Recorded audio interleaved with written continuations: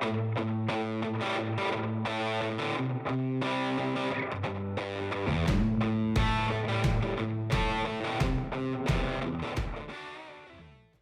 y'all, I'm Lauren and welcome to Cantina Cast. Today I'm talking about Master of Evil written by Adam Christopher. This novel comes out on November 11th. I was really excited when I first heard about this novel because this is our first novel that we're getting about Vader in quite a while. I believe the last one that we got about Vader was Lords of the Sith. And that was quite some time ago. So I'm really glad that we got another one. I was also really looking forward to this one because I love Adam Christopher's other Star Wars book called Shadows of the Sith. That one came out a couple years ago and I really loved it. And I loved what he did with the characters that he was working with. So I was just really looking forward to getting into this one. This novel does have a little bit of overlap with the Vader comic. So if you're keeping up with the Vader comics, you might recognize a couple of things that are mentioned or that we see happen. I will say that I have been behind on the Vader comic for like a few years now. Not proud of that, but if I'm not 100% sure about like what exact parts overlap, but I have heard other people say that there is a little bit of overlap. So if you like the Vader comics, that might be fun to see some of those things in book form. And in this novel, we do see Vader in his very early days as Vader. I mean, he's really only been put into the Vader suit pretty recently, to the point that the Empire is still figuring out what exactly his role is, who this guy is, and the Emperor is not sure quite yet, or I don't know if he really ever is sure of this, but he's trying to decide if he can trust Vader or not. And so, a big part of this book is that because the Emperor doesn't trust Vader, he assigns one of his royal guard to keep an eye on Vader and report back on if he can learn anything about him. Through that, we do get a little bit of Vader's point of view, but we are mostly in the point of view of this other character, Colonel Goth. And so we're seeing Goth's observations about Vader and him trying to decide if he wants to tell the Emperor the truth or like what he should really do because he's in a very sticky situation being between these two. So we see Goth trying to figure that out. I would say what was the real selling point of this book for me is that through Goth's observations of Vader and during this smaller amount of time that we're in Vader's head as well, we do see Vader struggling between light and dark and kind of like what he should do with that and trying to overcome the light, which is still pulling at him. Anytime we're dealing with Vader, that is really what I like to see. I like to see that conflict within him. And I really like the idea that that conflict has been there for him the entire time and never really fully went away. And I just love exploring that possibility. That was one thing about the Kenobi TV show that I loved so much was getting to debate with people about if during that one scene where Vader was fighting Obi-Wan, if Vader was having any conflict. And I was definitely on the side that he was having conflict.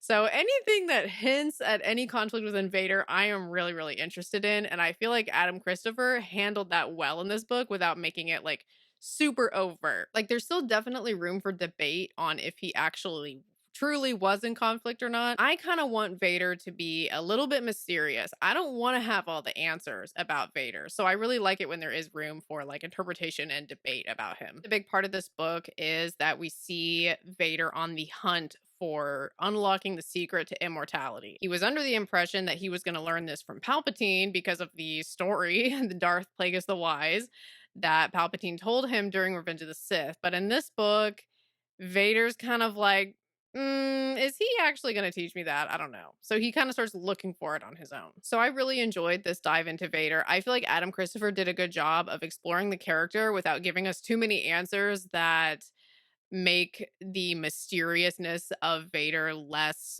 fun to talk about and debate and dig into. So I feel like he did a really good job of keeping that balance for this character while also just showing us a little bit into his head and showing us his early days of being Vader and how him and other people in the Empire were trying to navigate his role in things. I would recommend this book if you are someone who really loves Vader and wants to know as much about Vader as you can. I feel like in that case, this would be a great book. I will say there's not any earth shattering reveals about the character in this book. It's kind of just sort of like expanding on a lot of what we already know about Vader. That is still something that I'm really interested in. So if that's your feeling about Vader, then I would recommend this book. At this point, I am going to start talking spoilers. So if you are planning on reading this book and you do not want any spoilers, now is your time to turn back. So as I already mentioned before, we do see that Colonel Goth has been assigned to spy on Vader by the Emperor. It's not only the Emperor that wants this, but also the ISB. So Vader is a person of interest for a lot of people in the Empire at this point. Colonel Goth is also a pretty interesting character as well. He was present during Order 66.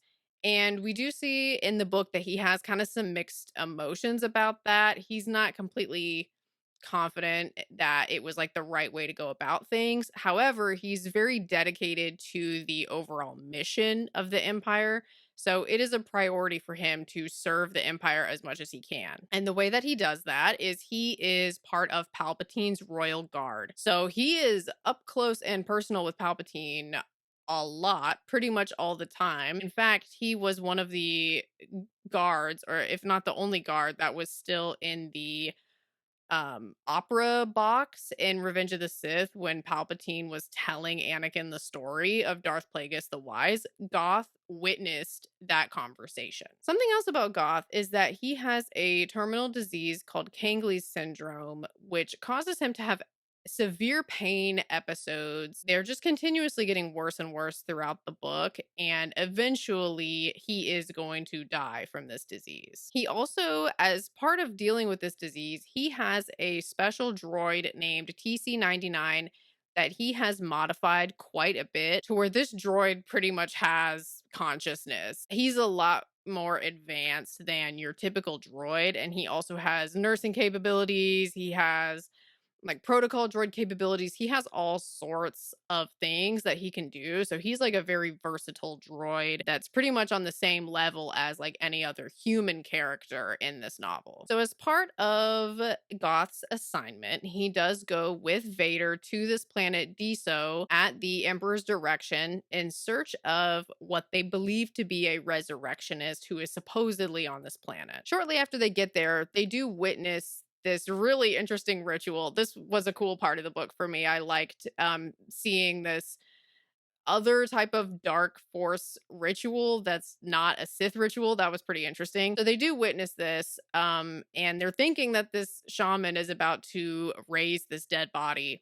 Turns out he doesn't do that. Turns out it was just a ritual. It wasn't like an actual raising of the dead. So turns out he's not a true resurrectionist. However, he is very powerful in the Force. And the reason we know this is because he's very hard to kill. There's a couple times where you think this guy has to be dead and it turns out he's not. And then there's another point when him and Vader are having a confrontation and the shaman calls him Annie in Padme's voice, which totally rattles Vader. So Vader ends up kidnapping the shaman, which we know that's probably not going anywhere good. As a result of everything that Goth witnesses, he is now very interested in Vader. He's realizing that there's a lot more to Vader than he originally thought. Goth has previously not believed in the Force and thought it was just a bunch of crap. But after witnessing what happens between the shaman and Vader, Goth is starting to question his previous belief on that. However, it doesn't take long for Goth to find himself unpleasantly stuck in the middle between Vader and Palpatine. Once they get back from this mission, Vader pretty much immediately lies to Palpatine and is covering up the fact that he kidnapped the shaman. Goth ends up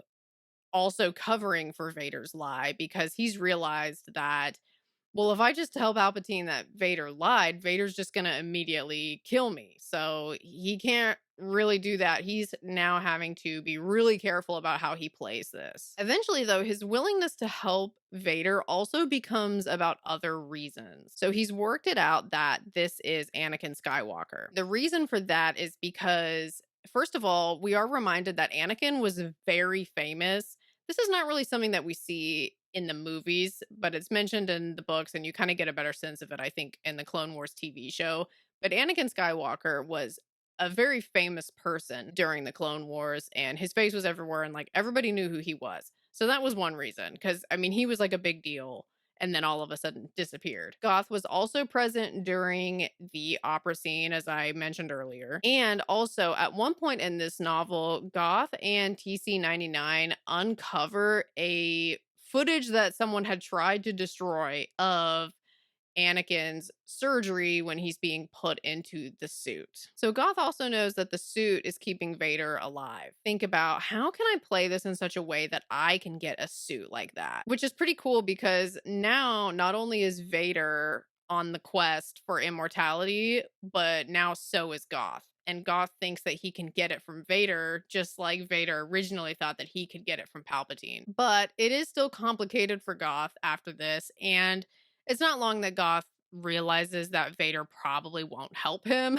kind of like Palpatine probably isn't going to help Vader. Goth witnesses Vader kill the shaman and torture him in a really brutal way. And that's kind of like the first thing that makes Goth start to be like, okay, maybe this guy isn't really so great. Then, shortly after that, Vader disappears and is gathering stormtroopers that are clones. The few stormtroopers that are clones, Vader is gathering around himself. So now people are questioning, is Vader about to stage a coup? And that's when Goth's loyalty is put to the test again. He's not sure how he's going to play this. I mean, he's stuck kind of between two sides. Goth is directed by the ISB to try to find Vader, though. So he does end up going back to Dizo, and he talks to the shaman's wife, who is named Zaroon, and his daughter, Anusha. His daughter is also force sensitive and is being trained as a shaman to take over after he dies. Zaroon and Anusha, they do not yet know that the shaman is dead, so they agree to help Goth track down Vader because they think that that will also be tracking down the shaman because they know that Vader has the shaman. Vader and the clones went off to go find what originally he thought was also on Diso, which was this big temple. And within the temple, there is a dark side force nexus. However, the temple is no longer on Diso because during the Clone War, Dooku had the temple dismantled, transported onto a ship, hidden in hyperspace, and then reassembled brick by brick. So the temple still exists,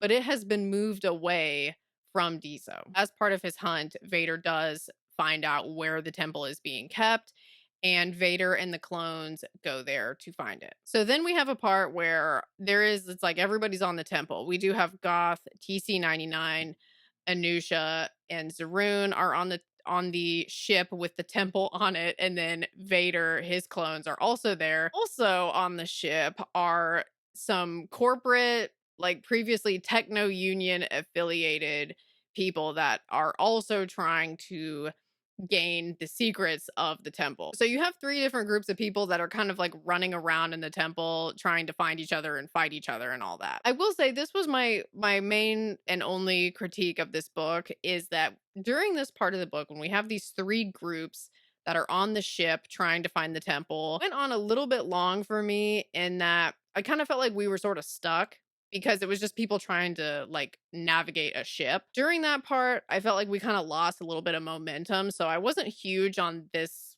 kind of sequence of scenes. Thankfully, eventually, like we do keep it moving again and end up seeing Vader get to the temple, which is kind of like what I was waiting for. When Vader gets to the temple and he jumps into the section of the temple where the Force Nexus is, he does have pretty intense visions of the past. And these are illustrating the pull between light and dark and him trying to make peace with the past in some sort of weird way. And this is all illustrated through his interactions with Kenobi, Ahsoka, and of course, Padme. For me, these visions were the most compelling part of the book because, as I was mentioning before I started talking spoilers, my favorite part of exploring Vader's character is when we get to explore how conflicted is he? Did he regret what he did? If so, when did he start to regret it? And kind of like uncovering how he may have been working through that. That's what I really like about this character.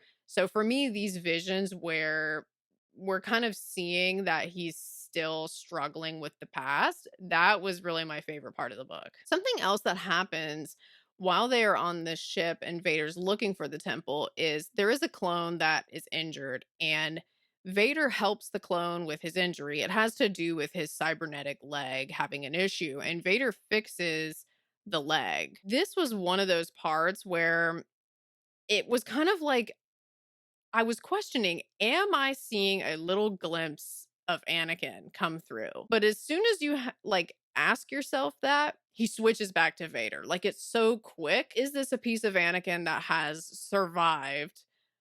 But you can't really be sure because of how quickly he goes back to being Vader. I really like that scene because we get to see that really quick shift. Like it happens so fast that you question if you really actually saw that or not. I really, really liked how that scene was handled. Vader does eventually kill Zaroon on the ship when the two of them have a confrontation, kind of like the last straw for Goth. He's pretty much had enough. He's now questioning the Empire as a whole. He's realizing that Vader's role in the Empire is just for violence and scaring people, and that's not what Goth thought that the Empire stood for or should be about. He thought that the Empire was about peace and order. Now he's not really liking the methods of establishing order. So now his loyalty is to TC-99, his closest friend, and Anusha, the shaman's daughter, and he just wants to help them, and he's done with trying to serve Vader or the Emperor. And this ship that the temple is hidden on is old and it's been in hyperspace for a long time and it's having problems. The ship eventually does just start to crash. That is when Goth tells Vader, if you just go, I will stay here and keep the ship up long enough for you to leave.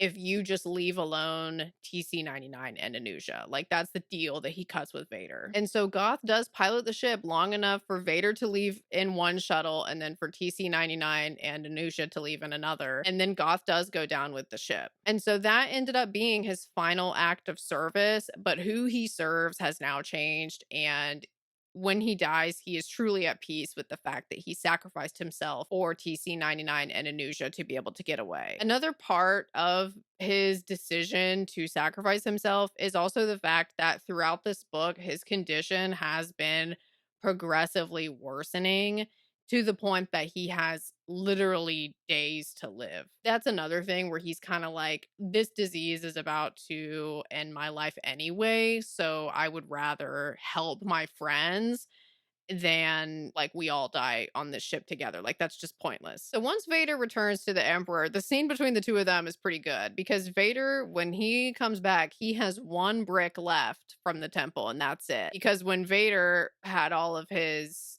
force visions in the temple and took in that dark side power, it ended up collapsing the temple. So Vader got what he wanted from the temple and he's got one brick to show for it. When Vader comes back to the Emperor, he doesn't admit to the Emperor what actually happened or what he did. He does throw the brick at the Emperor's feet and says, "Here is your temple." That is a really good representation of their relationship, that it didn't really take long for Vader to realize that the Emperor is not really someone to be trusted. He never really admits that to himself in this book, but you can see that he now kind of thinks that the Emperor is full of crap. At least that was the way that I took it. However, I know that my view of Vader is very much looking for signs that he is in conflict and that the light is calling to him. Like I'm on the lookout for that. So maybe I'm interpreting that scene a little bit sympathetically. I don't know. I'd be interested to hear what you think in the comments. But I did think it was funny that even though the Emperor went through all this trouble to try to have someone spy on Vader, he ended up not really learning anything about Vader in the end. And the way that we leave off is that TC-99 and Anusha end up sticking together. We do get the sense that they are going to be together from here on out and they're going to be okay. Goth's sacrifice did end up really helping them. And then that's where we leave off. I really enjoyed this read, as I was saying at the beginning of the video, and I thought that Adam Christopher did such a great job with this character, kind of exploring the character, revealing a little bit about the character, but not too much, which I appreciate. Getting to dive a little bit deeper into Vader's psyche and trying to understand a little bit more about what's going on with him. He did not find the secret to immortality that he was looking for, but he did end up getting a lot of power from this force nexus and also kind of betraying the emperor a little bit in the process. So let me know in the comments if you read this one, what you thought of it. And thanks so much for joining, y'all. I hope that y'all have a great rest of your day. Bye, guys.